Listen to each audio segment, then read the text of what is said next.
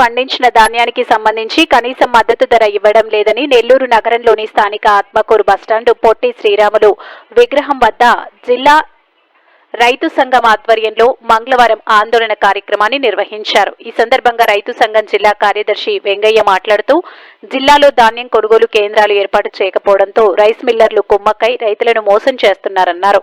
కనీసం మద్దతు ధర కూడా ఇవ్వకపోవడంతో రైతులు తీవ్రంగా నష్టపోతున్నారన్నారు. ప్రభుత్వం ఇకనైనా కళ్లు తెరవాలని కోరారు.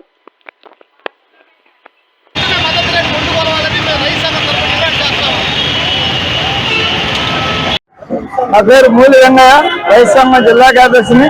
ఈ రోజు నెల్లూరు జిల్లాలో సుమారుగా 4 లక్షల ఎకరాలు పంట పెట్టడం జరిగింది. ఎకరాకు సగటున 3 ఫుట్లైన 12 లక్షల ఫుట్ల వరకు ఈరోజు రైతులు పండిస్తున్నారు. కానీ ప్రభుత్వం మద్దతు ధరకు కొనుగోలు చేస్తారని పైన చెప్తున్నప్పటికీ ఆచరణకు అయితే ఎక్కడ అమలు జరగలేదు. జేసీ గారు డైరెక్ట్ గా రైతులను పిలిచి ఈసారి మేము కొనుగోలు కేంద్రాలు ఓపెన్ చేసే పరిస్థితి లేదని చెప్పినారు. దానివల్ల నెల్లూరు అందరూ ఐకమత్యం అయిపోయి అందరూ తక్కువ రేటుకు కొంటున్నారు.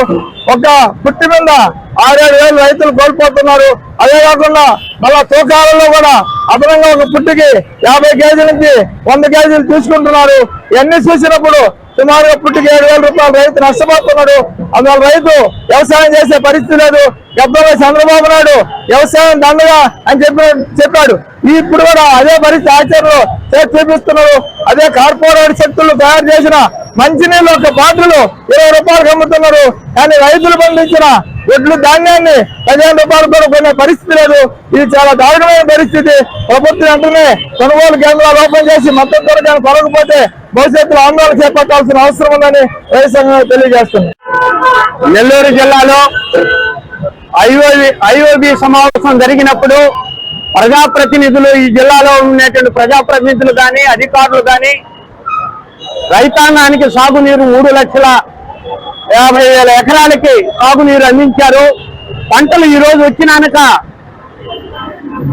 జేసీ గారితో మాట్లాడినాక రైతు నాయకులు ఏదైతే మిల్లర్లు రైతుల్ని కలిపి మిల్లర్లకు ఇవ్వాలనేటువంటి ప్రతిపాదన పెట్టడం ఇది సరైనటువంటిది కాదు.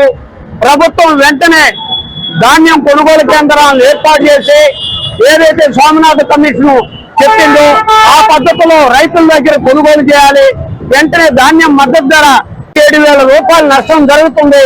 వెంటనే ప్రభుత్వం, రాష్ట్ర ప్రభుత్వం జోక్యం చేసుకుని కొనుగోలు కేంద్రాలను ఏర్పాటు చేసి రైతులను ఆదుకోవాలనే సందర్భంగా తెలియజేస్తున్నాం. లేని పక్షంలో రైతు వ్యతిరేకిగా చంద్రబాబు నాయుడు ఉంటాడనేది ఈ సందర్భంగా తెలియజేస్తున్నాం.